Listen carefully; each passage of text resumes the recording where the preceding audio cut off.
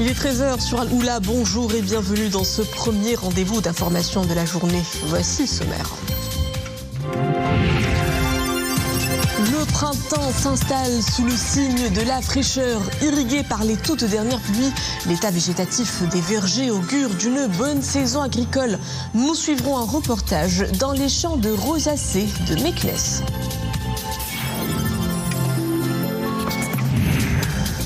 Puis nous parlerons tourisme. La ville de Tata mise sur le segment des caravaniers pour booster sa fréquentation. La région réalise de belles performances à la faveur d'arrivées massives des camping-caristes étrangers.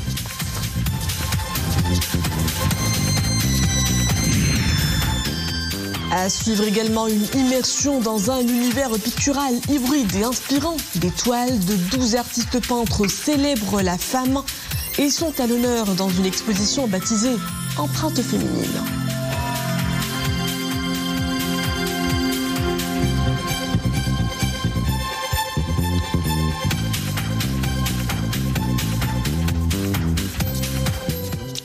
Mais d'abord, ce communiqué du cabinet royal, Sa Majesté le roi Mohamed VI a bien voulu nommer aujourd'hui, lundi 24 mars, certains responsables d'institutions constitutionnelles.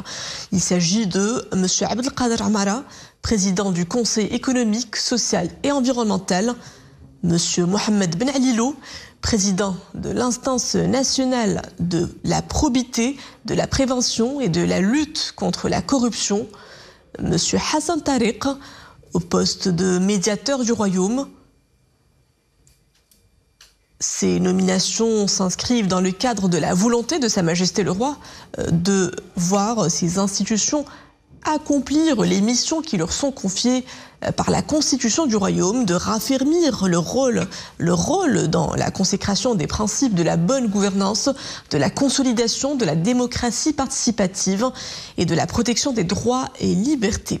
Et il reflète aussi l'intérêt accordé par Sa Majesté le Roi à ces instances en tant qu'institutions constitutionnelles indépendantes en vue de conférer une dynamique nouvelle à leur mission et de renforcer leur interaction avec les différentes institutions nationales dans le suivi des différentes réformes et grands chantiers que connaît le royaume.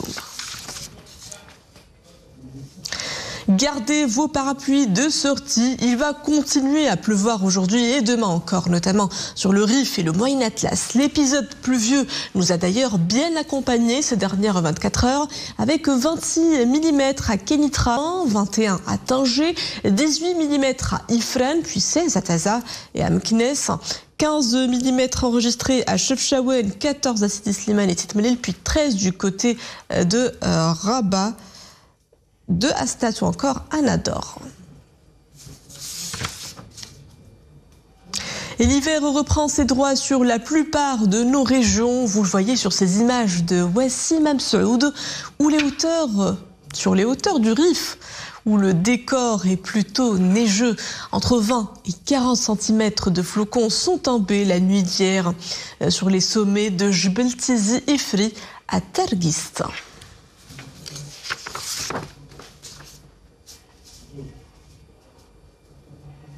La pluie est aussi de la partie. Les millimètres tombés ce mois de mars mouillent les surfaces. Une humidité qui n'a pas tardé à faire pousser les rosacées. À Meknès, cerisiers, pruniers et amandiers s'étendent sur les vergers. Je vous propose une randonnée botanique dans ce reportage d'Abdeslam Khelwi, Brahim Ghouti et Zakaria Moukingila. Des fleurs en pleine croissance et des feuillages fournis. Dans cette exploitation de rosacées de Meknès, on cultive des abricots, des prunes et des pêches. Après une longue attente des précipitations, les professionnels sont enfin soulagés. Ces pluies permettront de soutenir la productivité. Ces pluies arrivent à la période de floraison. C'est de bon augure pour les différentes variétés de rosacées et d'arboriculture, à la fois pour les primeurs et les variétés tardives. Ces effets bénéfiques porteront sur la qualité et le rendement. Exploitant ces conditions favorables, les agriculteurs se mettent au travail pour entretenir les exploitations. Ils appliquent engrais et pesticides pour favoriser la croissance des arbres. Les pluies ont plusieurs bénéfices sur les arbres en nettoyant les feuillages et les fleurs. Les impacts des précipitations se verront dans quelques temps. Dans la province, la filière des rosacées s'étale sur 34 000 hectares. En raison de la succession des années de déficit hydrique et du manque d'eau d'irrigation, de nombreuses exploitations ont cessé leur activité. Cette année, la situation s'est nettement améliorée avec les apports hydriques des récentes précipitations. Dans l'actualité internationale, 40 000 Palestiniens sont déplacés de force par l'opération militaire israélienne en cours dans le nord de la Cisjordanie occupée. L'ONG Médecins sans frontières alerte contre une situation extrêmement précaire de ses habitants déplacés. Selon l'ONG qui opère sur place en distribuant notamment des kits d'hygiène et des colis alimentaires, les Palestiniens sont privés d'abris adéquats, de services de base et d'accès aux soins de santé. La situation en matière de santé mentale serait tout autant alarmante. En Ukraine, la trêve peine à se concrétiser. La Russie et les États-Unis se retrouvent aujourd'hui en Arabie Saoudite pour des négociations. Le président américain Donald Trump a dépêché ses émissaires à Riyad pour des pourparlers avec les deux parties. Washington et Kiev poussent pour un arrêt provisoire des frappes sur les sites énergétiques largement endommagés du côté ukrainien. Et le contexte est tout aussi tendu entre les États-Unis et son voisin canadien.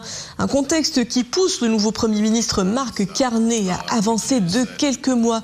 Les législatives des élections fédérales anticipées auront lieu dans le pays le 28 avril prochain.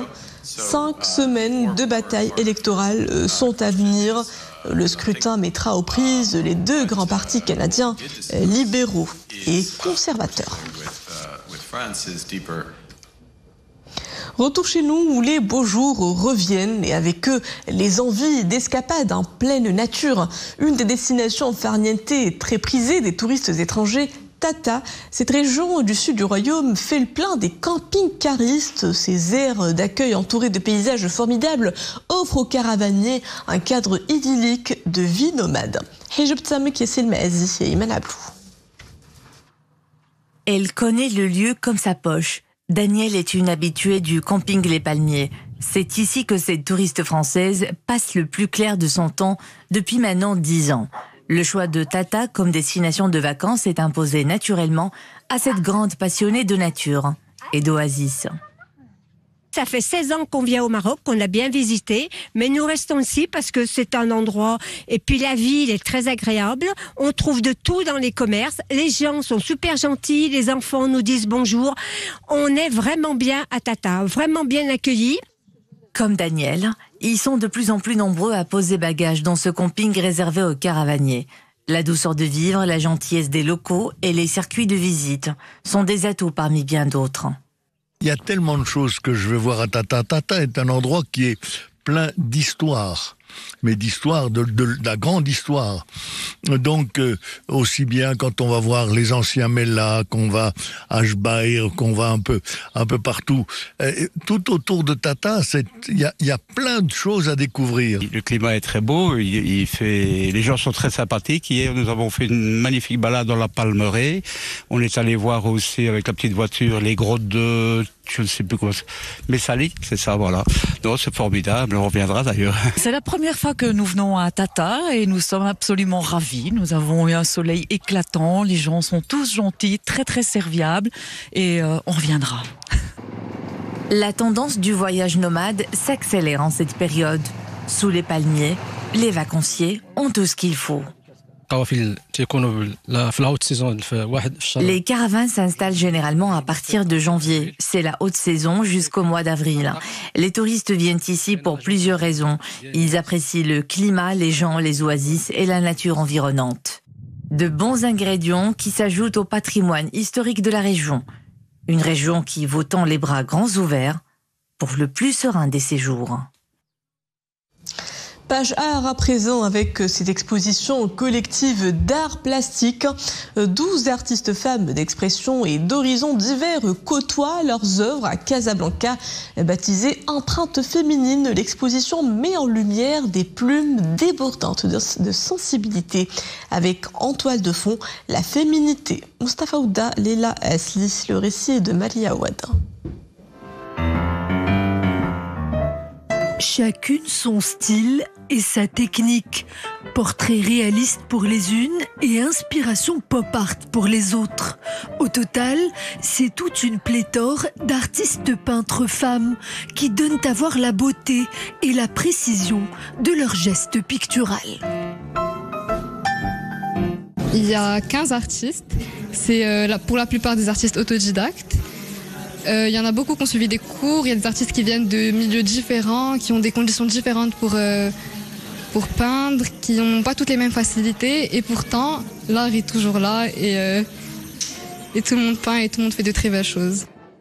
Hiba, elle, préfère l'abstraction ou comment matérialiser sur la toile la danse des émotions.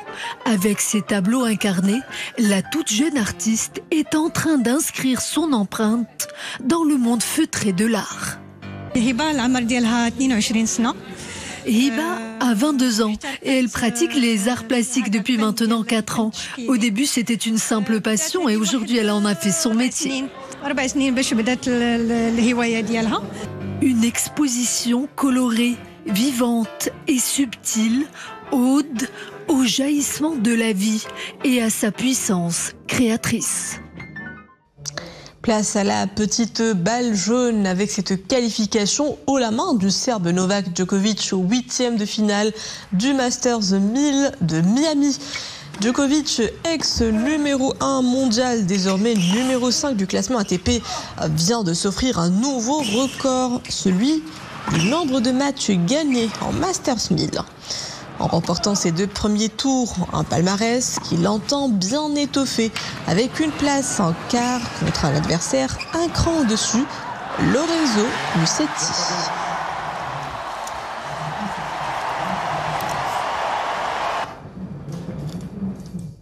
Et voilà tout pour ce journal. Merci à vous de l'avoir suivi. Le retour de la formation en langue espagnole, c'est tout de suite. Excellente suite des programmes à tous sur Alula.